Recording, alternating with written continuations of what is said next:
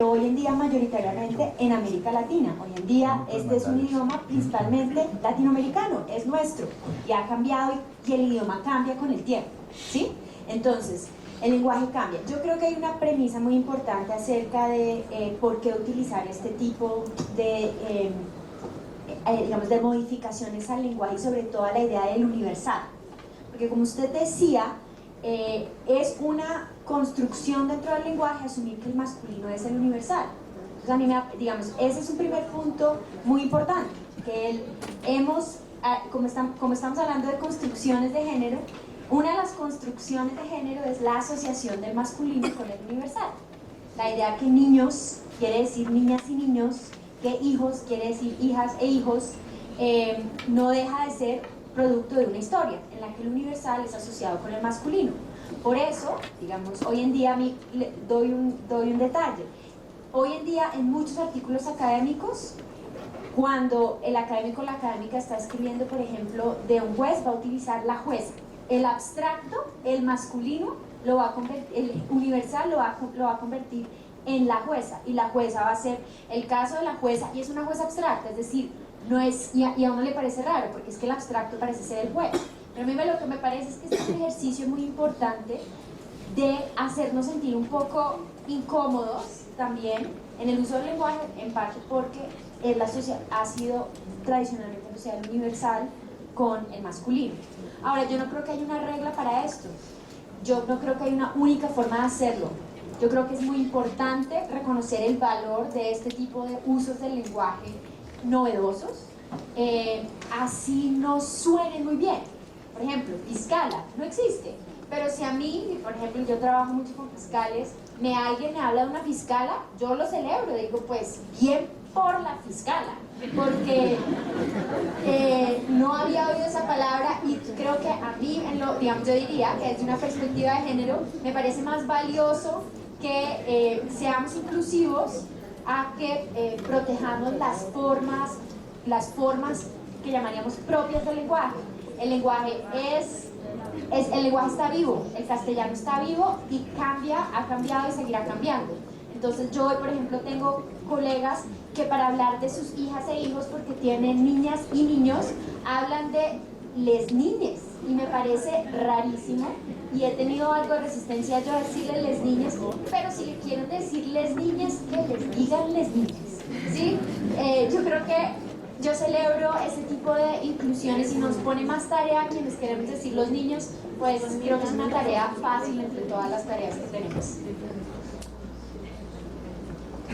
Este es el video que les quería compartir. Todos le fallamos a Rosa Elvira Celi. Miren, primero le falló Javier Velasco, quien decía estar enamorado de ella cuando decidió violarla y empalarla. Después le falló la policía, que tardó en encontrarla 2 horas pese a estar a menos de 100 metros de un carro. Luego le falló la ambulancia, que tardó 1 hora más en llegar a ayudarla. Y doblemente, porque no la llevó a ninguno de los 2 hospitales que estaban más cerca. Cuando llegó al hospital Santa Clara, le fallaron al dejarla esperando 1 hora más en una silla de ruedas. Solo la atendieron cuando le dio un paro cardiorrespiratorio. Antes de todo esto, la fiscalía le había fallado, porque su atacante ya tenía 2 denuncias por agresiones sexuales y no había hecho nada. Y cuando murió, le fallamos los medios de comunicación, que en un principio no le dimos ninguna relevancia a su tragedia. Y claro, ahora le falla la Secretaría de Gobierno de Bogotá, que dijo que todo lo que pasó fue culpa de Rosa Elvira Celi. Igual que el país le falla a muchas mujeres al culparlas cuando las violan y las matan. Claro, es culpa de ellas por salir solas, por no elegir bien a sus amigos, por vestirse para provocar, por dar papaya, por embriagarse o por cualquier otra cosa que no se ajuste a ser una mujer de casa. ¡Ay, no seamos tan hijueputas! Voy a transmitirles algunas preguntas, aunque hay preguntas densas aquí. Nos vamos a meter hasta con el acuerdo de La Habana. Voy a empezar por esa, que puede ser la más densa y que me negaría yo a responder. Dice, en razón de los acuerdos de La Habana, el concepto de enfoque de género transitó hacia la ideología de género, de una manera, dice la pregunta, manipulada por creencias religiosas. Esto dividió nuestra sociedad. La pregunta es cómo podemos retomar el camino y cuál podría ser la recomendación para una correcta orientación. Yo, calidad de magistrado auxiliar, yo creo que me niego a responder a esa pregunta. No, mentira. Lo que quiero decir es que yo creo que es mucho mejor que ellos respondan a esa pregunta, porque evidentemente pues es una pregunta con bastante contenido político, y yo ahí me reservo. Bueno, esta es una pregunta compleja, pero me parece muy importante que se haya hecho. Yo creo que hablar de perspectiva de género, no solamente en Colombia, sino en cualquier parte del mundo, no es hablar de neutralidad, ¿sí? Es tomar una posición, definitivamente. Creo que es tomar una posición, como lo decía yo antes, y tomar una posición por una visión de igualdad. Sí, hay una visión de igualdad y una visión y un horizonte sobre lo justo que es intrínseco a la perspectiva de género, ¿cierto? Entonces, cuando la gente cuando en el discurso político, no solo en el contexto colombiano ni solamente del acuerdo, sino en el contexto político general, se moviliza la idea, se nos dice que el género es que la perspectiva de género es una posición política. Yo respondería, de acuerdo, es una posición política. Es una posición política que le apuesta a una visión sobre lo justo. Y es decir, hacer todo lo necesario para que haya una sociedad igualitaria. Ahora, me parece muy importante que pongamos en un contexto histórico la movilización de la perspectiva de género como algo negativo, como algo problemático, como algo polarizante. Creo yo que la perspectiva de género es una apuesta política, una visión sobre lo justo, una apuesta para construir una sociedad más igualitaria. Digamos, la respuesta, como les dije antes, es sí. Creo yo que la perspectiva de género sea una apuesta por una sociedad más justa que por definición polarice. No, podemos estar en desacuerdo, ¿sí? Puede haber distintas posiciones, porque además hay debates sobre cómo se implementa una perspectiva de género, cómo se hace esto, cómo se mastica, cómo lo hacemos. Y yo creo que ese debate es un debate saludable, ¿sí? Yo lo que creo es que no solamente en el contexto colombiano, sino en el contexto global, se ha movilizado la idea que hablar de género es algo por sí polarizante. Y yo creo que ese salto de lo político, que es un debate saludable para cualquier sociedad, a el debate polarizante, hay un salto cualitativo que dimos muy rápido, que parecen haber dado por nosotros.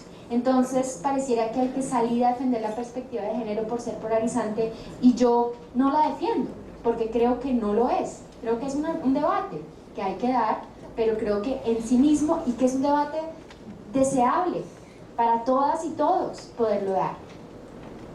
Yo ahí, desde el punto de vista jurídico, también quiero responder con la realidad, ¿no? De cuando estos temas pasaron por la Corte Constitucional, diferentes decisiones de la Corte Constitucional que analizaron particularmente la ley de procedimiento de la JEP incluyeron la perspectiva de género.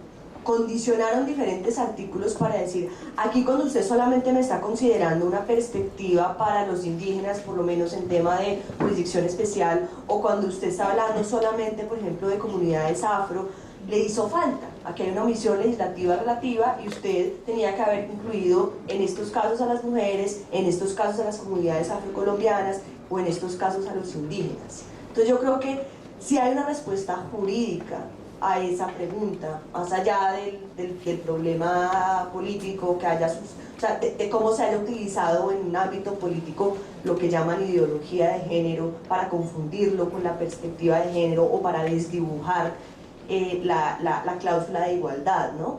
Y yo creo que respecto a eso la Corte Constitucional que responde, hay muchos de estos artículos que requieren perspectiva de género y se condicionan, ¿no? Entonces yo diría que desde el punto de vista jurídico también ahí hay una respuesta. Yo quería agregar algo brevemente de por qué se incluyó la perspectiva de género en el acuerdo y en qué se terminó dando en el plebiscito, porque son dos momentos distintos.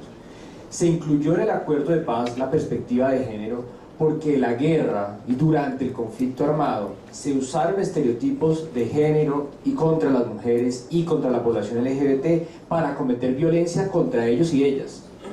Las FARC hizo pruebas de VIH obligatorias que hicieron que la población LGBT tuviera que salir de la zona de espejo. El paramilitar Botalón en Puerto Boyacá persiguió a las travestis de ese municipio. Las FARC mismas castigaban a las personas LGBT dentro de sus filas. Se hacía aborto forzado, había violencia sexual contra las mujeres. Es decir, el conflicto armado era un conflicto armado que tenía una dimensión de género, y por esa razón el acuerdo debía incorporarlo. Y por eso se incorporó. Lo que ocurrió durante la campaña del plebiscito es algo muy perverso, porque se identificaron todas las palabras, todas las partes del acuerdo donde estaba la palabra género, para demonizar, para mentir, para asustar a la gente y para que la gente votara que no por un acuerdo de paz. Y eso es de las mayores tragedias que puede haber para la perspectiva de género, porque además se olvidó la causa por la cual se ha incluido en el acuerdo de paz. Y yo creo que esa transformación política realmente es una transformación política que tenemos que criticar y reconocer que actores políticos se aprovecharon de asustar a la gente en un asunto tan sensible como el género y la sexualidad en la sociedad. Gracias. Moni, te pregunta lo siguiente. ¿Puede decirse que en el tema del feminicidio existe un estereotipo de género al desecharse la idea que si a un hombre por ser hombre lo matan, no existe una respuesta igual por parte del Estado? Qué buena pregunta. Es que yo creo que una de las incomodidades que genera la perspectiva de género es que los hombres se sienten excluidos. Desde un lugar de privilegio comienzan a cuestionarse y a decir, pero ¿cómo así? Aquí todo el mundo, el único fregado soy yo, porque es que las mujeres las protegen más, las personas en situación de discapacidad los protegen más, a los niños los protegen más, a los afros los protegen más, a los indígenas, mejor dicho, básicamente el que no protegen es al hombre blanco heterosexual. Entonces la reacción es una incomodidad, porque comenzamos a ver, ¿no es cierto?, como distintas categorías de trato diferente, y se comienza a cuestionar lo que muchas veces hemos conversado con Jamie, y es, si nosotros tenemos a dos personas, ¿no es cierto?, y nosotros queremos que estén iguales, muchas veces lo que nosotros tenemos que hacer, particularmente con las mujeres, es ponerles un banquito debajo. Hay una mujer que es un poquito más bajita, hay otra persona que está aquí al lado, y esa persona, ese hombre, está más arriba. ¿Y cómo hacemos? Le ponemos un banquito a ellas, para que se paren ahí y que estén en igualdad de condiciones. Entonces, ¿qué significa? Uno, ¿cómo podría ver el feminicidio? Al margen de, como digo, del asunto penal, yo creo que más adelante se va a ahondar bastante en eso. Yo considero que es una acción afirmativa. Una acción afirmativa, es decir, hay alguien que tiene un daño particular que no tienen los hombres, ¿no es cierto? Y que ese daño tiene unas condiciones particulares a las cuales debemos responderles como sociedad.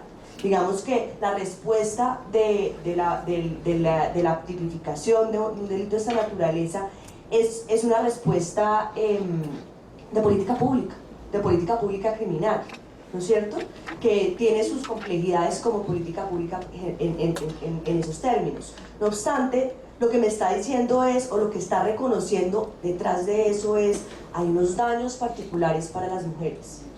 Y este tipo de daños es importante como sociedad que los visibilicemos, ¿no es cierto? Entonces, es lo mismo que, o parecido a decir, ¿y por qué las cuotas? ¿Por qué yo tengo que poner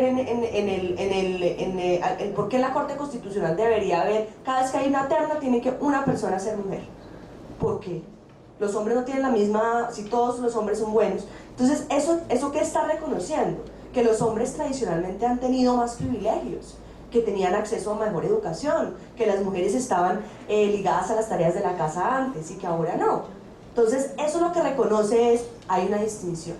Y esa distinción no significa una desmejora o una falta de importancia respecto a los daños que le suceden a otros, sino significa ver que hay unas personas, las mujeres en particular, que tienen una desventaja.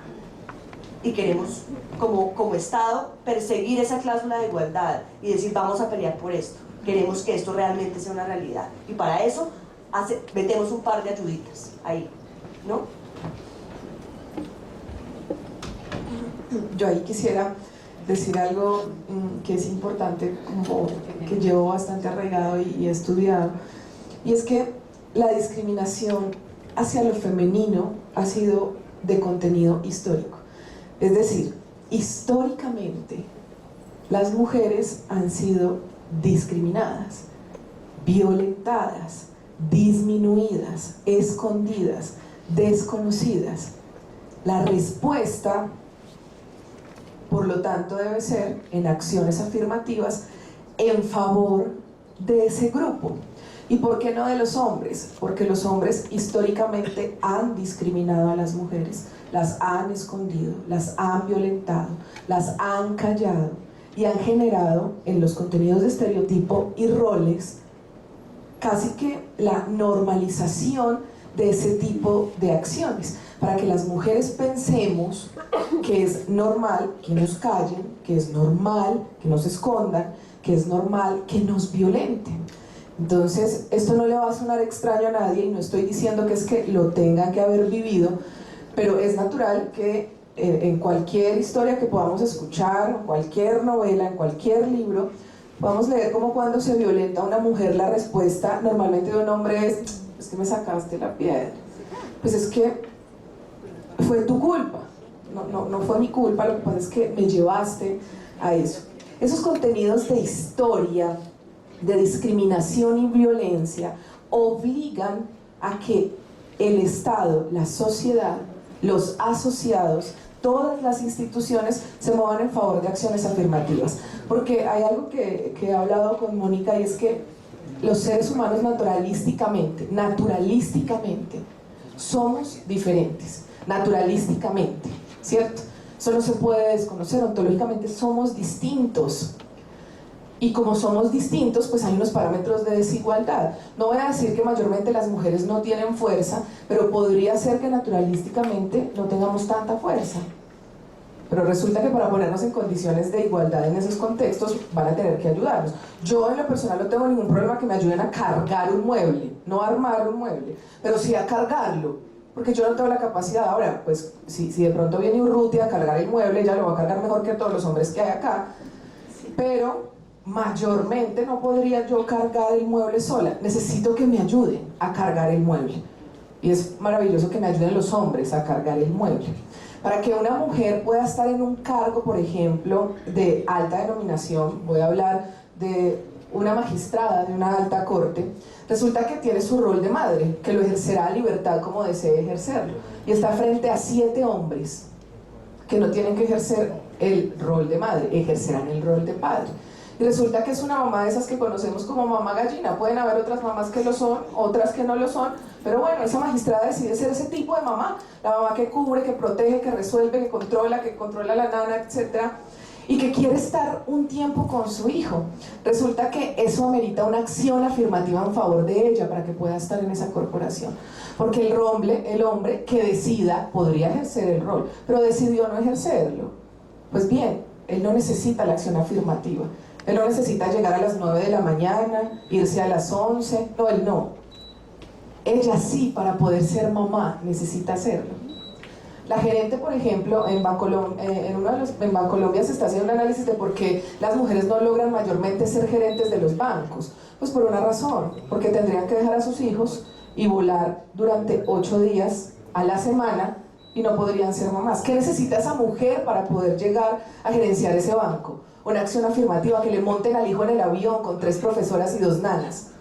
Y eso no le van a hacer al hombre, pues que el hombre no decidió esto. Pero resulta que sí necesitamos esas acciones afirmativas, y entonces eso genera desigualdad. Es decir, venga, pero como a ella le dan 5 nanas, qué sé yo, la profesora, la tutora, la montan en el avión con los hijos, y al hombre no le hacen eso, porque él decide otro tipo de rol, lo decide. Es decir, no estoy demarcando el rol, estoy hablando de los contenidos de las decisiones humanas. Él decide otra cosa. Es más, yo dudaría de que haya pedido alguna vez que le monten al hijo en el avión. Por el contrario, una mujer que piensa ser gerente dice, bueno, ¿yo cómo hago para lograr que me monten al hijo con la nana y con las 3 profesoras? Porque resulta que esa balanza que ustedes ven, donde dice comisión de género, esa balanza no se pone en equilibrio cuando se trata de una persona que tiene vulnerados sus derechos. cuando se trata de una persona que históricamente ha sido violentada, discriminada y disminuida. Y quien tiene en la mano la balanza, según nuestro, que es bastante, además como ya deberíamos pasarlo, y es la historia ciega, entonces quitémosle la venda para que pueda ver, y entonces tiene en la mano la balanza, y en esa balanza va a tener a un hombre que ha sido maltratador, etcétera, y tiene una mujer que ha sido maltratada, pero que a la fiscalía ya no le quiere declarar, por ejemplo. Ella se niega a declarar porque resulta que el sustento económico proviene de ese hombre que la ha violentado. En esa balanza tiene la justicia de ese hombre y de esa mujer. ¿De dónde está inclinada esa balanza? Si no es de ese hombre. Claro, entonces está de esta manera, aquí está el hombre, a quien denunciaron, ella no va a declarar, aquí se está inclinando. ¿Qué necesitamos para que la balanza sea eso que todos conocemos? Pensar en clave de perspectiva y que el juez sea el que la equilibre. Y que busque la forma de que si ella no es oída, pueden existir en este caso, para ir resolviendo otra de las preguntas, elementos de prueba adicionales que permiten emitir una sentencia de carácter condenatorio. Solo cuando el juez logra hacer esto, de verdad eso es justicia. La justicia no es que el juez sea imparcial y se voltee, no. La justicia es que el juez piense en clave de esa mujer, pero es que eso es parcialidad. No, eso no es parcialidad. Lo ha dicho el derecho internacional, eso no es parcialidad. No, al contrario, eso es igualdad, porque de esa forma voy a lograr que esa balanza esté así, como estamos mirándola en este momento. Quería hacer como ese apunte para... Dale. No, quisiera decir algo chiquito. En Colombia más o menos el año pasado mataron 11.000 personas. De esas 11.000 personas, 1.000 fueron mujeres, 10.000 fueron hombres.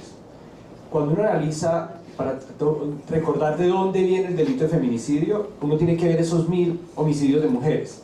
Esos 1.000 homicidios de mujeres, la mayor parte ocurren en su casa por sus compañeros, sus esposos, ex esposos. Entonces, la razón por la cual el legislador creó ese delito fue analizando ese tipo de homicidio contra las mujeres que tiene una particularidad muy específica. Así como existe el genocidio, que es un tipo penal que existe por unas razones históricas, el feminicidio nace de esa situación de homicidios contra las mujeres. Ahora, yo invitaría también a pensar el homicidio de los otros 10.000 hombres. En la perspectiva de género, también uno debería preguntarse quiénes son esos hombres, cómo los matan, por qué los matan, y pensar qué tipo de violencia particular existe. Y ustedes vean, por ejemplo, son hombres jóvenes en barrios normalmente populares o pobres. Eso también es hacer perspectiva de género, es preguntarse la violencia entre los hombres, además porque ustedes miran los agresores, ¿quién mata a los hombres? Otros hombres. Entonces, si uno empieza a analizar ese fenómeno desde esa perspectiva, está haciendo perspectiva de género incluso dentro de los hombres. Pero no es cierto que a los hombres las maten las mujeres. Eso son muy pocos los casos, si uno ve las estadísticas de medicina legal, donde la agresora sea una mujer. Entonces también es importante ver los dos lados de la violencia letal para entender bien el origen de los delitos. Algo breve sobre este punto que tiene que ver con la manera como pensamos. La pregunta es interesante porque la pregunta asume que, entre otras cosas, como ya lo han dicho Mónica y Jamie, el inverso de la perspectiva de género que se tiene en el caso del feminicidio sería privilegiar la posición del hombre. Y como ya lo dijo Jamie, ese es el punto de partida de cualquier análisis de género, es que la posición del hombre es una posición privilegiada, o no solo del hombre en términos de quien tiene un pene, sino de quien ocupa esa posición en una sociedad, que en algunos casos puede ser, digamos, si estamos hablando de una relación o estamos hablando de un hombre heterosexual versus un hombre homosexual, o una persona trans versus un hombre trans versus un hombre heterosexual, puede ser esa misma posición. Es decir, esta es una posición, no es que se trate de una condición esencial de a quienes llamamos hombres, sino es una posición, y esa posición también es variable y puede cambiar y es dinámica. Yo quería poner un ejemplo del tipo de algo que no es análisis de género o perspectiva de género. No recuerdo el nombre de la actriz, pero hace algunos meses circuló por internet y por redes sociales el video que una actriz puso después de ser golpeada en la cara por su compañero, por su pareja. Y después de que hubo una gran, digamos, ola de solidaridad con ella por el tipo de violencia doméstica que esto representaba, el produjo también un video, su versión del video en el que alega que ella también lo golpeó. Y que ella también lo golpeaba se convirtió en una herramienta para, o permitió llegar a la conclusión de que entonces ahí no había violencia. No había violencia de ningún tipo, es decir, el que ella se defendiera, por ejemplo, podría decir uno, neutralizó la violencia de él. Y aquí, digamos, este no es el análisis de género, la perspectiva de género, como creo que lo venimos diciendo, no es un análisis en el que la perspectiva del uno neutraliza, la posición de uno neutraliza a la del otro, sino que reconocemos que son posiciones diferenciadas y distintas. En efecto, hay muchos casos de violencia intrafamiliar en el que la violencia del hombre recibe una respuesta por parte de la violencia de la mujer, pero eso no cambia las condiciones estructurales dentro de las cuales ocurre la violencia intrafamiliar o la violencia de una pareja, que, como me decía una amiga fiscal, cuando un hombre golpea a una mujer en la cara, una mujer cuya profesión es llevar su cara en el público, como es el de una actriz, inconscientemente el estereotipo ahí es: a mí no me va a pasar nada. Yo puedo golpear a esta mujer en la cara y esta mujer tendrá que presentarse en público con esta cara y a mí no me va a pasar nada. Ese es el estereotipo de género que hay detrás, y es la impunidad, es saber que a mí no me va a pasar nada, aun si yo golpeo a alguien en la cara, que es su instrumento de trabajo. Al golpearla a ella en la cara, la golpea en su instrumento de trabajo, lo que le permite a ella ganar, ¿sí?, sus ingresos. Entonces, la forma como opera la perspectiva de género no es una suma de cero o nada, que o únicamente el hombre es el responsable de lo que está sucediendo, o entonces no hay forma de hacer un análisis de género. En el caso de esta pareja, uno puede reconocer que había violencia y respuestas agresivas de ambas partes, lo cual no cambia la situación en la que estaba ella de indefensión frente a su pareja, o que de hecho quien fuera violento fuera él, o que la violencia fuera desproporcionada, o que, como decía Mónica o Jamie, olvido ahora, las mujeres no estamos en posición de defendernos frente a un hombre que nos agrede físicamente de la misma manera que un hombre está frente a otro hombre. Sí, vamos a hacer una última pregunta y finalmente una reflexión pequeñita y vamos a un receso. Dice: ¿podemos acudir a un dictamen pericial para determinar si una persona en condición de discapacidad está en capacidad de desarrollar un rol de madre sin caer en un estereotipo y desconocer sus derechos, y autorizar así una esterilización definitiva? Yo considero que ese es uno de los temas más complejos a los que nos toca enfrentarnos los quienes somos operadores judiciales hoy en día, y es el tema de los estereotipos que están en relación con la discapacidad, porque el punto de partida donde nos tenemos que parar, y de hecho legalmente hoy, porque existe hoy ya una ley que cambia el tema de la patria potestad y del consentimiento sustituto respecto a las personas en situación de discapacidad mental. Nosotros hoy en día nos paramos en la primera premisa: todas las personas tienen capacidad para decidir, inclusive las personas que están en situación de discapacidad. Esa es la premisa. Entonces, no necesitaríamos un dictamen para nosotros acercarnos a esa persona. Tenemos que suponer que sí tiene la capacidad. Lo que pasa es que es una capacidad diversa y diferente. Y hoy en día el marco internacional lo que nos hace a nosotros ver es que, o implementar, es el modelo social de discapacidad. Y el modelo social de discapacidad lo que nos obliga a pensar es: las personas tienen diferentes capacidades y diferentes maneras de acercarse a sus decisiones. Y nosotros lo que debemos como sociedad proveerles es los ajustes razonables para que esas personas, dentro de su forma de tener, digamos, la capacidad o de ejercer su capacidad, sean capaces, o que sean no capaces, porque ya lo son, sino que tengan la posibilidad de tomar las decisiones con esas ayudas. Entonces yo creo que hay que reversar la premisa. Nosotros vamos a pensar que a partir de todo el mundo es capaz. Lo que pasa es que esta es una capacidad diferente. Entonces ahí la pregunta sería uno no está en la capacidad de determinar si ella va a ser o no va a ser madre, eso le corresponde a ella. La pregunta que ella en su ámbito familiar tendría que hacerse es si tiene las ayudas y las las ayudas o los ajustes razonables para poder ser madre, que es lo que la sociedad le debería prestar a esa persona. En ese caso, sin embargo, sí tengo que hacer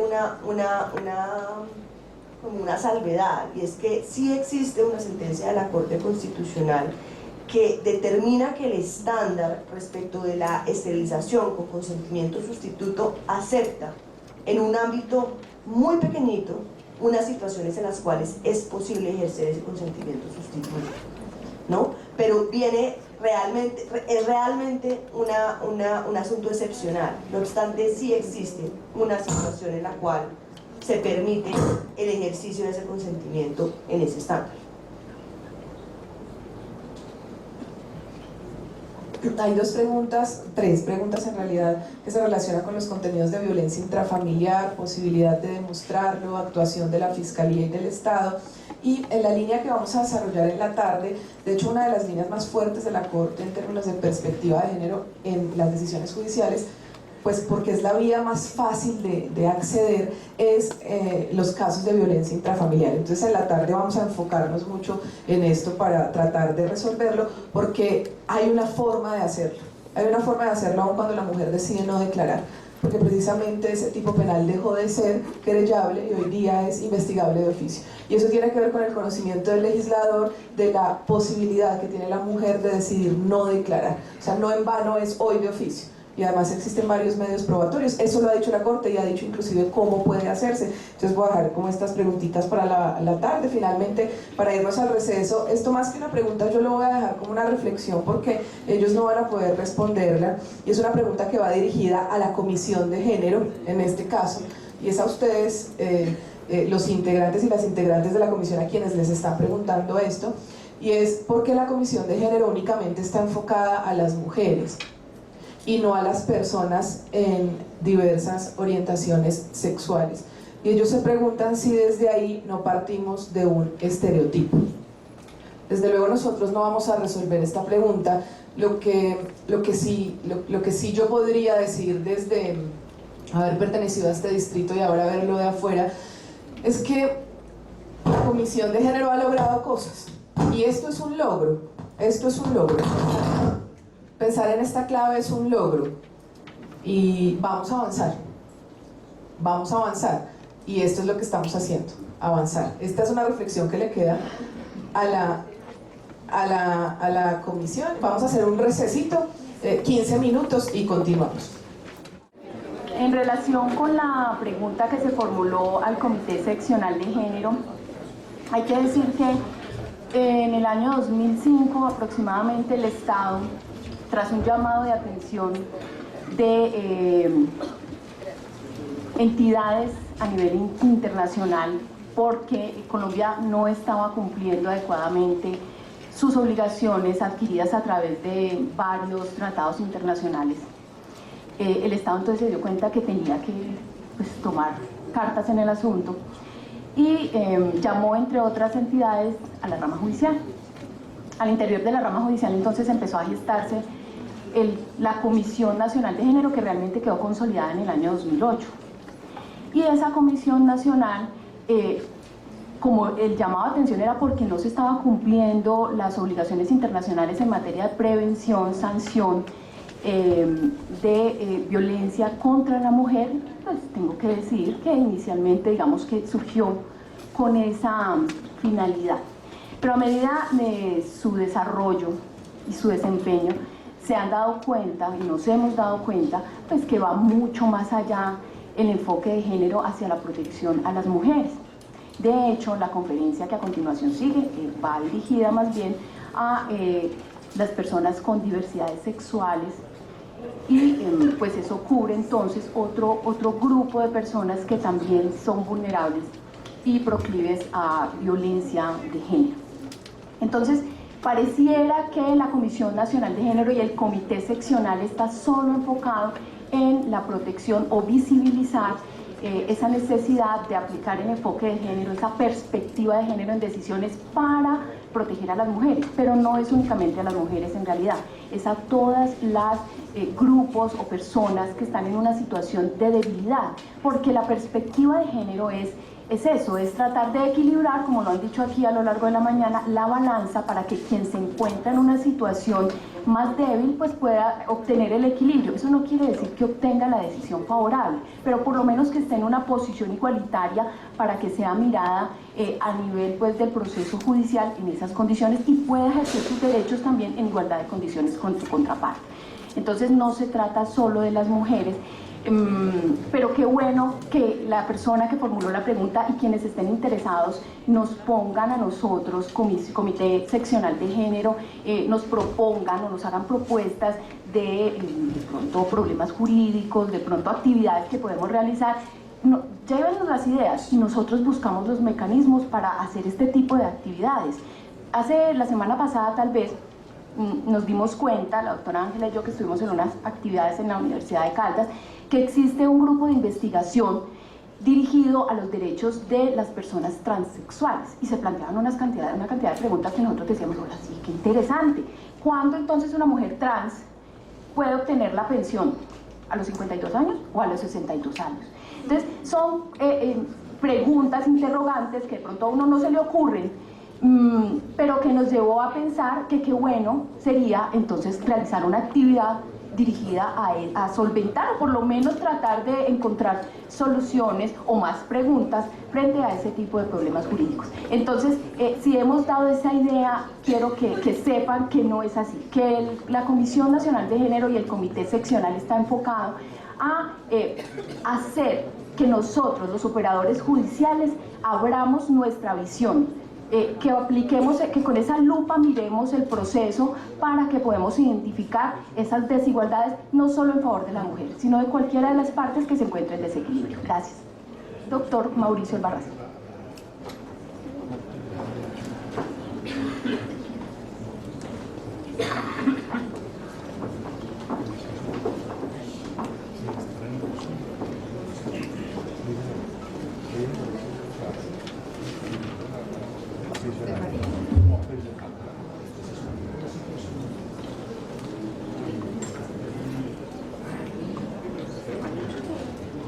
Buenos días, muchas gracias por estar aquí, muchas gracias por la invitación.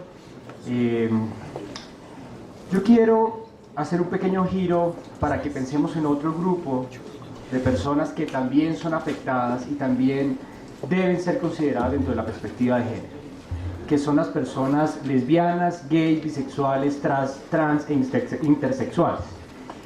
Y quisiera empezar un poquito sobre la sigla que la vamos a usar durante toda la charla y ustedes ya la han escuchado. Simplemente quisiera señalar algo de la sigla, más allá de su dificultad, etcétera. Lo que quiere expresar es una gran diversidad que existe en los seres humanos respecto a la sexualidad. De que hay personas, que no solamente hay personas heterosexuales respecto a la orientación sexual, sino también hay personas gays, lesbianas y bisexuales. Es decir, que orientan su deseo respecto a personas del mismo sexo, de distinto sexo o de ambos sexos. Que existen personas que no solamente son hombres, nacidos hombres, sino también existen hombres que han decidido dentro de su identidad de género ser hombres. O que hay personas que tienen dentro de su sexo estados intermedios, como los intersexuales. Es decir, los seres humanos somos diversos en nuestra sexualidad. Y a pesar de que socialmente se haya querido imponer una única manera de ser, existe una gran diversidad sexual, que es precisamente de lo que vamos a hablar hoy. Y lo que yo quisiera que hiciéramos hoy es que nos preguntáramos, es desde nuestra posición como jueces y juezas, ¿cuál es nuestro rol frente a la diversidad sexual? Y esa es la pregunta que quiero que oriente toda esta presentación y este rato de discusión. Siguiente. ¿Cuáles son los objetivos de esta presentación? El primero, que me parece fundamental, es reconocernos como jueces y juezas frente a esta realidad. Como decía Alejandra esta mañana, es cuál es nuestro rol empático frente a la situación. Y esto es muy importante porque jueces y juezas, como vamos a ver en adelante, tienen un rol central en esta discusión. El segundo es que analicemos las principales reglas constitucionales y cómo surgieron esas reglas constitucionales. ¿Cuál es su origen? ¿Cuáles son los casos más importantes? ¿Cuál ha sido su recorrido y su evolución en los últimos casi 30 años que tiene la Constitución de 1991? Tercero, quisiera que habláramos un poquito sobre los casos recientes, es decir, vamos a hacer un poquito una mirada hacia el pasado, pero también una mirada a un pasado reciente, los últimos 3 o 4 años. ¿Cuál es el tipo de casos que están llegando hoy a los juzgados cotidianamente y sobre qué temas? Y en la tarde los invitaría a que viéramos los casos del presente y del futuro, es decir, cuáles son los casos en que hoy nos estamos enfrentando. Entonces son los objetivos de esta presentación y el plan de trabajo, por favor, siguiente, va a ser casi como en el mismo orden de los objetivos. Uno, que nos preguntemos en un primer momento cuál es nuestro rol como jueces y juezas en este asunto, que miremos las reglas constitucionales y veamos finalmente los casos recientes y los retos. Siguiente. Pero antes quisiera que viéramos un mapa. Los mapas nos ayudan a situarnos en el tiempo y el espacio. Este es un mapa del año 2019. Es un mapa, y le voy a explicar un poquito el mapa porque no se ven los colores, donde los colores azules, lo más azul del mapa, corresponde a países, esto es hecho basado en las leyes que existen en el mundo frente a la homosexualidad. Es decir, no es un mapa sobre la realidad misma, es decir, no es un mapa sobre la violencia como el que presentó Mónica, es un mapa de puro derecho comparado de leyes. Y este mapa tiene 200 páginas donde están detalladas una ficha por cada país. Y es muy interesante ver este mapa para que veamos cuál es el punto de partida global y cuál es el punto de partida nacional y para que pensemos también en la temporalidad de este asunto. Ustedes ven en los azules, como ustedes pueden estar ya interpretando en el mapa, corresponde a países que tienen plena protección. Es decir, los países que están más azul son países que tienen reconocimiento pleno. Ustedes pueden ver ahí que está Canadá, Estados Unidos, ahora les explico por qué está así, Colombia, Brasil, etcétera, etcétera. Ustedes empiezan a ver unos países, Europa casi todo en azul, América Latina casi todo en azul. Ahora pregúntense los rojos. Los rojos son países, los que están más rojos en este mapa, son países donde la homosexualidad es un delito. Y en al menos 5 países es un delito con la pena de muerte. Si ustedes ven este mapa, para que entiendan el punto de partida, y más o menos, si quieren lo podemos explorar más, en el 40% del mundo no existe una protección legal para las personas LGBTI. Esto quiere decir que para casi la mitad de la humanidad no somos personas igualmente dignas. Y este punto de partida también nos expresa un poco cómo se dividen a veces las sociedades. Las sociedades se dividen respecto a la homosexualidad, como el mundo está dividido frente a la homosexualidad. Si ustedes ven, por ejemplo, el caso de África, es un caso muy complicado. Y no es que en África no existan personas LGBTI, es que existen los peores regímenes represivos contra la homosexualidad, donde las personas de esos países están luchando para despenalizar la homosexualidad. Por ejemplo, el debate jurídico, digamos, de punta en el Líbano, o en Túnez, o en Kenia, o en Botswana, es la despenalización de la homosexualidad. Esta es la lucha que están dando personas en el año 2019 por sus derechos. En otros países las luchas cambian, pero este mapa nos ayuda a ver cuál es el punto de partida en el que estamos y ustedes pueden ver Colombia. Afortunadamente Colombia pertenece, si se quiere, a los pocos países donde existe una protección legal total, lo cual hace que sea un orgullo. Colombia es, si se quiere, un paraíso legal en términos de los derechos LGBTI. No, luego hablamos de la práctica, pero al menos en el papel Colombia está del otro lado. Colombia ha dado un salto cualitativo en el respeto por los derechos LGBTI. Pero les muestro este mapa para que se den cuenta que esto es un fenómeno global, que es una discusión que estamos dando en varios países del mundo, y lo muestro para otra cosa.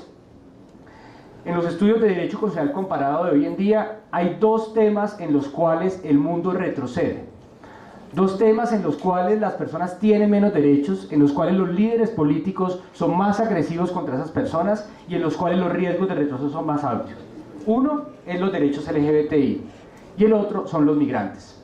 Son los 2 grupos que son más atacados por los actores políticos y los cuales sufren retroceso en todos los países del mundo. Hay países que están volviendo a penalizar la homosexualidad, o países donde existía la norma que penalizaba la homosexualidad y la policía no la aplicaba, pero la policía la empieza a aplicar.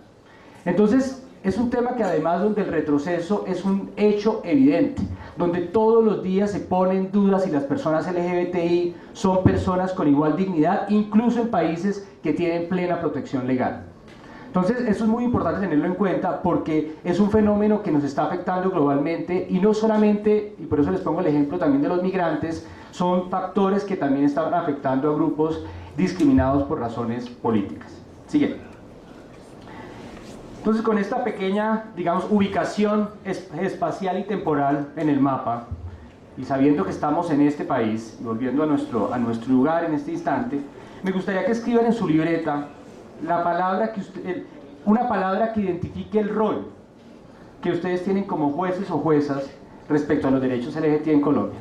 Escríbanla, porfa, y vamos a recoger 10 así sin micrófono, para que nos digan cuál es el rol, el verbo, el adjetivo, el sustantivo que ustedes crean que es el rol que cumple un juez o jueza respecto a estos derechos. En sus celulares, en cualquier medio de escritura que tengan a la mano. Y recogemos 10 así aleatorias para que nos ayuden a calentar, como dice Alejandra, en estos temas. Démonos un minutico.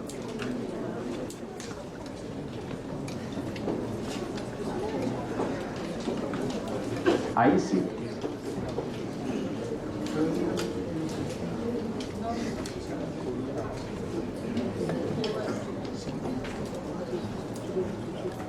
Si me las quieren mandar también los podemos leer aquí, si les da pena. Está bien, está perfecto. Bueno, es una palabra, entonces ya podemos empezar. ¿Cuál es tu nombre? Dime tu palabra. Garante. ¿Qué otra palabra tenemos? ¿Otra? A mí aquí me mandaron un montón. Reconocimiento. Buenísimo. Dicen garantías, dicen reivindicación, dicen protección, dicen guardiana, dicen garantía. Si vienen sobre cerrados. Igualdad.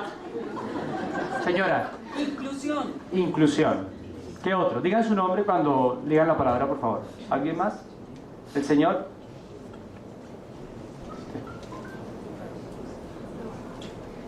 ¿Alguien más? Reconocimiento. Reconocimiento. ¿En qué se diferencia esta palabra de lo que hacen ordinariamente los jueces y juezas del país? Eso es lo que hacen en todos los casos. Bien, vamos a ver qué es lo que uno podría decir que hacen los jueces en este caso en particular y cómo podemos hacerlo mejor. Y quisiera empezar con una cita antes de una de mis citas favoritas de la teoría del derecho de la escuela histórica. Y es que es el de Yering, más la segunda que la primera si quieren leerla para ustedes, pero la segunda me gusta mucho, y es cuál es el rol de los jueces y las juezas. Y dice que el juez es una profesión que no es la mera aplicación del derecho, sino como nuestros antepasados describieron correctamente, implica su búsqueda. Es decir, lo que hacen los jueces es buscar hechos, buscar ideas, buscar argumentos, entender. Los jueces son dentro del sistema de creación del derecho quienes están ubicados en un espacio un poco más de penumbra. Los jueces no saben muy bien lo que se van a encontrar. Los legisladores sacan las leyes y ya. El juez se encuentra en un espacio un poco de impredictibilidad. Entonces yo quiero que pensemos en esta búsqueda. ¿Cuál es la búsqueda que han tenido estos derechos y cómo los jueces han participado de esta historia por los derechos? Y pasemos a las reglas, para que no... Y quisiera hablar de las reglas, 3 cosas. Lo primero es cómo surgieron los derechos LGBTI como reglas constitucionales, que hablemos un poco del proceso de construcción de este trabajo colectivo que son estas reglas. Luego hablemos de las reglas, porque para que ustedes también tengan unas reglas que aplicar, y luego hablemos de los casos, de qué casos surgieron estas reglas en general. Lo primero que uno puede decir sobre las reglas constitucionales sobre los derechos de las personas LGBTI es que tienen una historia social y política contenciosa. Es decir, que esto ha sido una lucha. Y en esta lucha ha intervenido la religión, y por supuesto es por eso es que este tema se hace tan interesante, tan controversial, porque siempre que hay religión y política, pues esto es lo que uno va a hablar en las comidas, pero lo que uno se muere por hablar en todas partes. Por una parte eso, por otra parte ha estado marcado por el cambio social. Es decir, existe un cambio generacional y un cambio social respecto a lo que pensamos del género, el sexo, la sexualidad. La Manizales de hoy no es la misma Manizales de hace 30 años, como la Bucaramanga donde yo vengo de hoy, no es la misma Bucaramanga hace 30 años, o la Bogotá, o la París, o las ciudades que ustedes quieran escoger. Y además, esa historia legal ha estado marcada por la lucha de movimientos sociales, es decir, han sido personas quienes se han organizado para luchar por sus derechos. Eso no es específico de los derechos LGBTI. Eso también está en los derechos de las mujeres, eso también está en los derechos de los indígenas, eso también está en los derechos de los trabajadores judiciales, de los maestros. Es decir, los derechos normalmente tienen una historia contenciosa. Lo que antes no era un derecho, luego se vuelve un derecho. Y hay que acordarse que lo que antes era una injusticia, luego se vuelve un derecho. Piensen, por ejemplo, que las mujeres no podían votar. Eso era la ley. Pero la ley cambió. Aquí hay un fenómeno de cambio social que ha tenido un cambio legal. Segundo, que hay una historia legal. Y esa historia legal implica que hubo leyes en gran parte del mundo que penalizaban la homosexualidad. El mapa que les mostré al principio, si hubiera sido el mapa de 1970, aparecería en rojo casi todos los países. América Latina estaba completamente en rojo, etcétera, etcétera. Inglaterra, etcétera, etcétera. Entonces, ha sido una historia que ha pasado de la penalización, como existe en África, a un pleno reconocimiento, como existe en países de América Latina y Europa. De hecho, este año se celebraron 50 años de lo que se considera el nacimiento del movimiento LGBTI contemporáneo, que fue que en un bar de Nueva York, que se llama Stonewall, había mucho abuso policial, la gente se mamó y básicamente se enfrentó con la policía por 2 días, y el año siguiente empezaron a marchar todos los 28 de junio para reclamar por sus derechos y pedir que los dejaran de golpear, que los dejaran de matar, que los dejaran de discriminar en el empleo, etcétera, etcétera, etcétera. Y aquí viene algo que es muy importante, que es donde viene una historia compartida con los jueces. Y es que los jueces han jugado un papel fundamental en reconocer estas injusticias. ¿Y por qué han sido los jueces? Porque los jueces no corresponden con la regla mayoritaria. Porque los jueces no le responden a unos políticos. Porque los jueces no se van a elecciones para ser electos. Porque los jueces reciben los casos y tienen que fallarlos respecto a unas reglas judiciales y la Constitución. Y los jueces han avanzado en este punto porque han reconocido la injusticia a pesar de que la mayoría no la reconozca. A pesar de que la mayoría discrimine, los jueces han integrado su razonamiento en encontrar esta justicia. Y en Colombia en particular han sido jueces creados, ha sido un derecho creado por los jueces. Hay 140 decisiones de la Corte Constitucional que son como una constelación de protección. Así como son las estrellas, es una constelación. Ustedes tienen que unir todos los puntos para identificar cuál es el mensaje que trae esa constelación. Pero también es importante decir que no solo ha sido protegido por los jueces, ha sido protegido también por el legislador. La primera norma que introduce la palabra orientación sexual fue el Código Penal del 2000, cuando introdujo el agravante general por orientación sexual en los delitos. El legislador, la primera vez que reconoce que las personas LGBTI deben ser puestas en una ley, es por la violencia que sufren. Y así luego lo hizo con la ley de víctimas, luego lo hizo en la ley de convivencia escolar, en la ley de participación política, en las leyes de implementación del acuerdo, luego creó un tipo penal de... Entonces no es cierto que solamente la Corte Constitucional haya protegido. La Corte Constitucional es pionera, digamos, se puso a la vanguardia, pero el legislador empezó también a cumplir su papel, especialmente en los últimos 20 años. Existe también una protección internacional, que a diferencia de la protección que presentaba Mónica, es muy frágil, precisamente porque el derecho internacional se empieza a hacer por el consenso de los países, y díganme qué consenso puede haber entre los países que ustedes acaban de ver. Ahí lo que hay es un saboteo internacional permanente para que no haya ninguna protección, y por eso no existe un tratado que proteja explícitamente a las personas LGBTI, porque la circunstancia en cada país es muy compleja. Y finalmente decir que estos derechos también hacen parte de narrativas comunes de lucha por los derechos. Las personas LGBTI no han avanzado en sus derechos solas, han avanzado en olas de cambio judicial y de derechos compartida.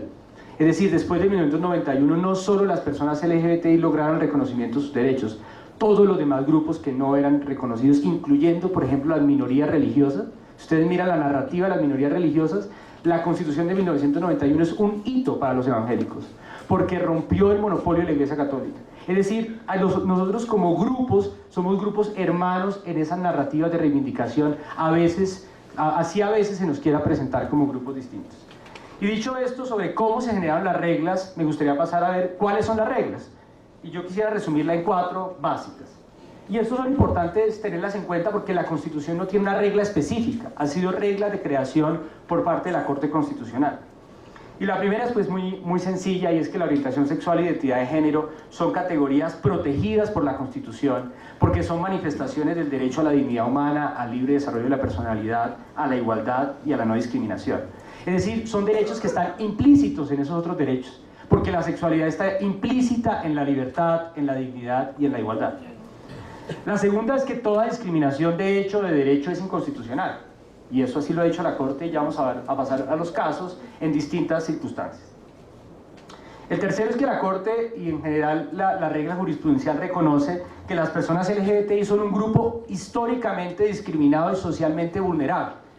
Si, digamos, por ejemplo, en la generación de mis papás, si hay gays o personas LGBT de la generación de mis papás, nacieron y crecieron en un mundo donde era un delito ser homosexual, donde ellos vieron cómo el país cambió. Hoy un adolescente LGBT pues vive en un país muy distinto, y esa discriminación histórica se siente. Hubo gente que aprendió en la Facultad de Derecho que eso era un delito, y que aún son jueces, porque son los jueces más veteranos. Entonces, hay que reconocer que esa discriminación histórica está en nuestra sociedad, y así lo ha reconocido la Corte.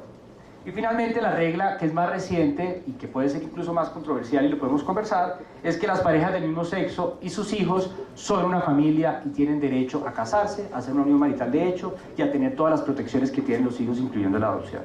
Esas son las reglas constitucionales aplicables. Gústenos o no, esa es la forma en que la Corte Constitucional colombiana ha resuelto estos asuntos. Y pasemos un poquito, en este siguiente punto dice, de esa constelación seleccioné para mí las estrellas que son las más brillantes. O por su antigüedad, o por el tipo de asuntos que tienen, y les voy a contar rapidito los casos porque pues son todos muy interesantes, pero solo para que los tengan de referencia y los puedan estudiar a profundidad en sus distintos asuntos. El caso pionero de este país es el caso de Marta Álvarez. Marta Álvarez, una mujer lesbiana que estaba privada de la libertad, inició una lucha que duró casi 30 años por la visita íntima. Y no solo la lucha por la visita íntima, sino por la no discriminación de las mujeres lesbianas dentro de las cárceles. Y ella además tiene un diario muy lindo que se llama Mi Historia lo cuento yo, donde cuenta toda esta historia por la lucha de los derechos y todo lo que tuvo que pasar en la cárcel sobre este punto.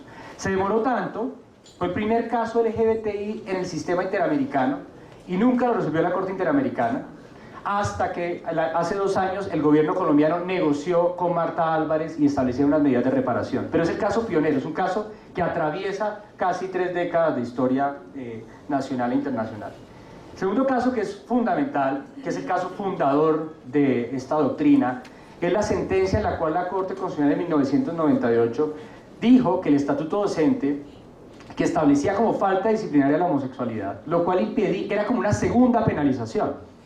Es decir, los homosexuales ya no eran criminales, pero no podían ser profesores.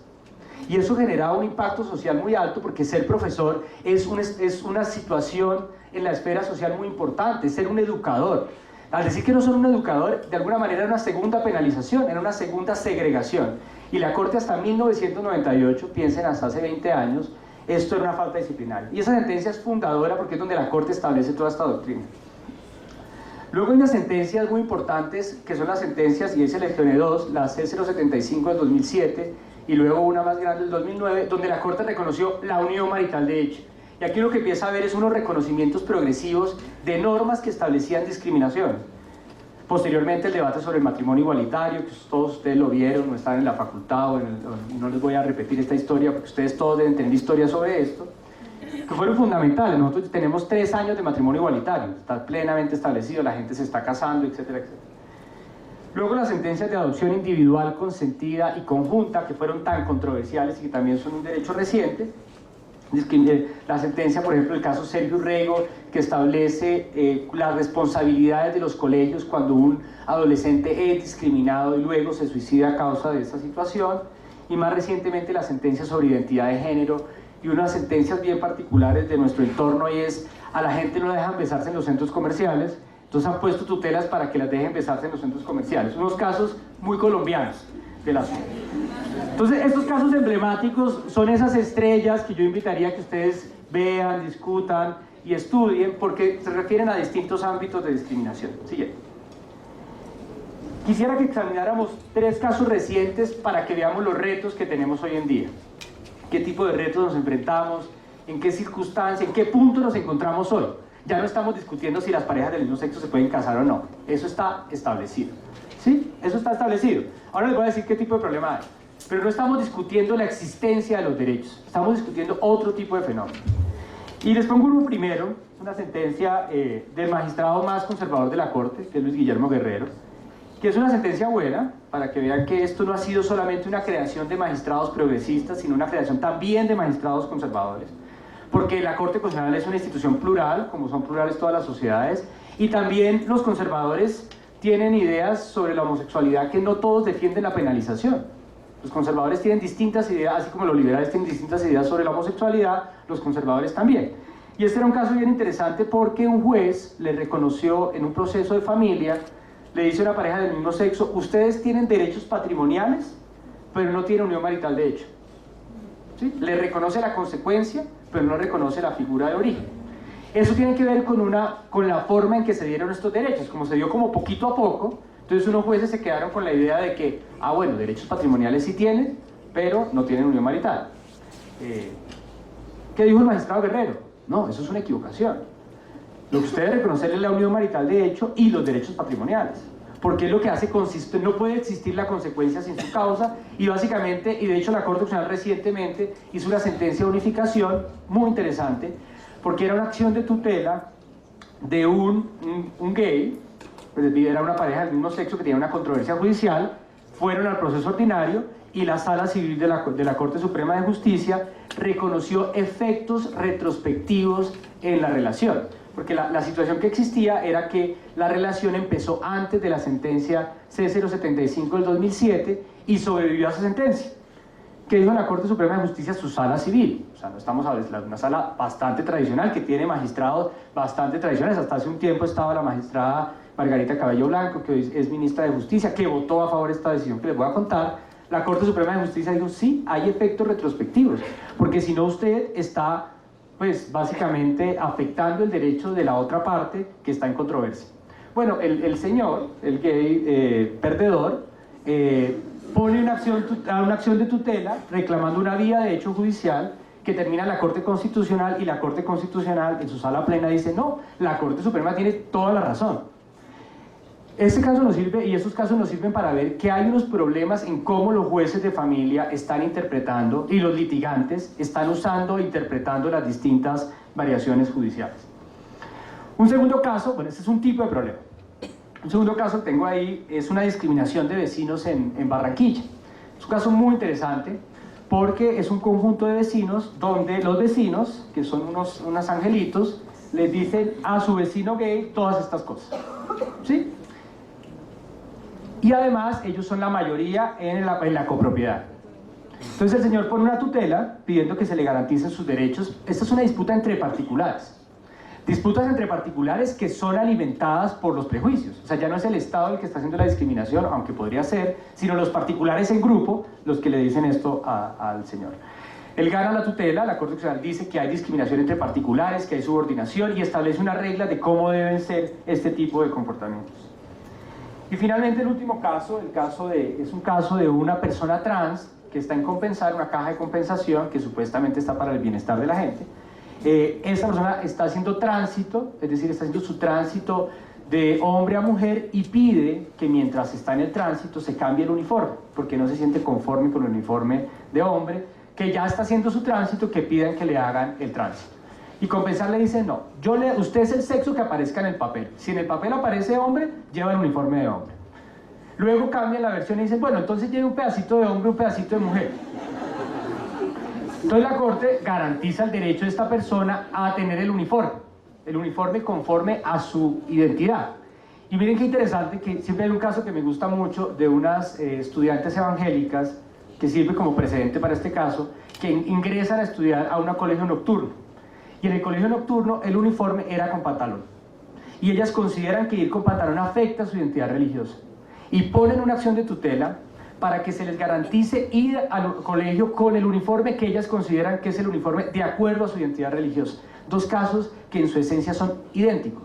Es decir, que cómo uno se expresa en la sociedad corresponde con asuntos íntimos y de su conciencia. Estos tres casos recientes, y solamente para concluir, nos llevan a unos retos. ¿Cuáles son los retos que tenemos hoy de la jurisprudencia en este paraíso legal, en esta Holanda suramericana? Son, pues, que eso no es tan, ese mapa no es tan azulito, sino este mapa tiene unas grandes complejidades. Es un país, como ustedes saben, complicado, como dicen cuando hablan de las relaciones, ¿no? Entonces, es un país lindo, pero complicado. Entonces, ¿cuáles son sus complicaciones?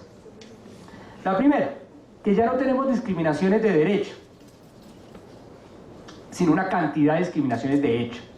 Es decir, que muchas personas dicen, ah, se pueden casar, pero aquí no se casan. ¿Sí? A mí me gustan los gays, pero que vivan por allá lejos. ¿Sí? Aquí los estudiantes no pueden ser homosexuales, pues porque el colegio es católico. ¿Sí? Entonces empezamos a tener un desplazamiento de una discriminación que estaba en las instituciones estatales a la sociedad. Con un agravante, y ahorita lo hablamos, y es que existen muchas ideas en la sociedad todavía que consideran que los homosexuales no tienen la misma dignidad. Y son ideas que circulan, y son ideas que defienden incluso personas con autoridad. O sea, personas religiosas con mucha autoridad defienden que las personas LGBTI no somos personas igualmente dignas. Y eso afecta a sus comunidades, porque son personas que tienen credibilidad sobre ese grupo. Bueno, entonces, y esto se relaciona con el siguiente, y es que es una discriminación del Estado a una discriminación de particulares. Y dicho esto, habría que decir que si hay un asunto con la discriminación que es bien complicado, y es que es muy difícil de probar. La discriminación es de las cosas más complejas de probar porque la discriminación es bien compleja. O sea, una discriminación donde, como les mostraba el caso del señor de Barranquilla, donde le dice, etcétera, etcétera, etcétera, es súper evidente que hay discriminación. Pero la discriminación no opera de esa manera en la vida cotidiana. Opera de muchas maneras sutiles. A la gente, ustedes saben, la discriminación es un mecanismo que está incorporado en muchas formas de nuestra vida social. Entonces, si es difícil probarla, luego es difícil arreglarla, es más difícil arreglarla. Y eso es un reto que tienen los jueces, cuáles son los medios probatorios que deben hacerse para probar la discriminación. Y ahorita, si quieren, conversamos en las preguntas sobre esa complejidad. Pasamos además de una discriminación del Código Civil a una discriminación de las instituciones. Y les pongo el ejemplo del matrimonio. Ahora, siempre que mis amigos que se van a casar y que me preguntan, pues, ¿por qué uno trabaja en este tema, etcétera? Siempre me hacen la misma pregunta. ¿Dónde me puedo casar? La respuesta que ustedes dirían es, pues en cualquier notaría o juzgado. Eso es lo que dice la ley, ¿cierto? Pues no. Resulta que nosotros vivimos en un estado donde las instituciones son segregadas. Donde hay unas instituciones donde se hacen unas cosas y otras instituciones donde no se hacen unas cosas. Entonces, ya de tanto que me han hecho la pregunta, yo siempre llamo a Colombia Diversa, que es la organización que trabaja en estos derechos, y siempre les pregunto, oigan, ¿cuáles que son las notarías que hacen matrimonios? Y ellos tienen un letrero, porque la otra vez fui a la oficina, donde tienen la pregunta más frecuente que tiene esa organización, es ¿cuáles son las notarías donde se hacen matrimonios? Entonces estamos pasando a una discriminación hecha por funcionarios públicos, basados en sus creencias y no en la ley. Entonces esto es gravísimo, porque entonces uno está teniendo unas nuevas formas de discriminación. El otro problema es que pues está muy bonito los derechos de la Corte Constitucional y muy chévere las sentencias, pero la implementación de esto es muy baja.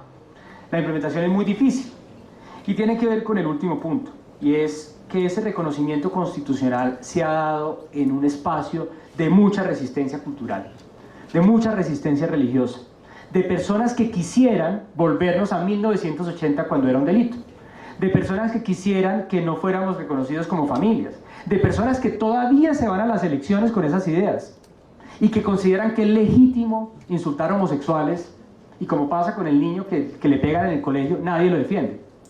Nadie lo defiende, porque de alguna manera el que está haciendo la discriminación se considera poderoso, y lo que está pasando hoy en día es dramático. Es dramático porque hoy las personas se sienten empoderadas para insultar a homosexuales. O sea, aquí los políticos que insultan a homosexuales los eligen. De pronto los eligen con más votación.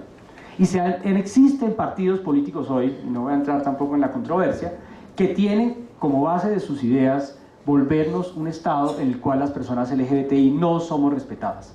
Y eso es un grave problema también para las instituciones. Porque, ¿qué dicen? Cuando la Corte General saca una sentencia, vamos a hacer un referendo.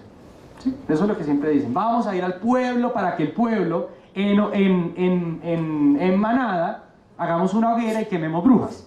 Porque ese es el mensaje. Si ustedes traducen, no es el uso del referendo para dar un debate democrático, sino es el uso del referendo para linchar a la gente. Entonces este linchamiento se ha agravado además con las redes sociales, se ha agravado también con las circunstancias políticas actuales, y ha hecho que los derechos sean frágiles y precarios. Y yo creo que ese es el lugar donde están hoy los jueces. Hoy los jueces están viendo cómo quieren quemar brujas y ellos están tratando de buscar la justicia en este complicado sistema, en este paraíso legal, en medio de estas hordas de personas que quieren quitarnos los derechos. Muchas gracias.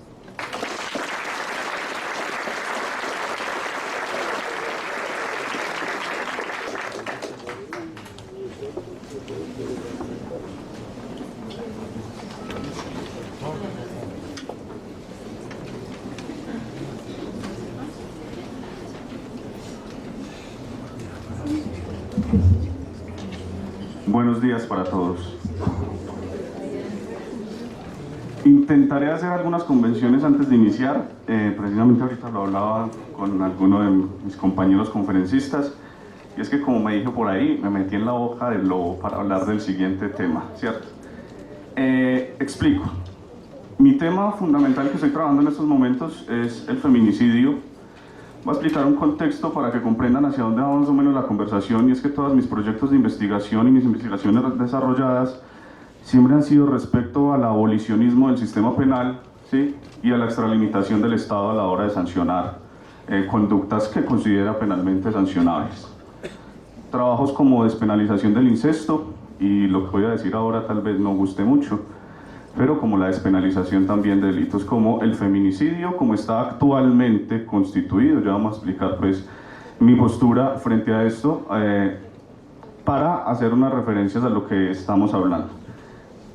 Espero ser muy claro porque no quiero que en el discurso quede que estoy en contra de la perspectiva de género. No.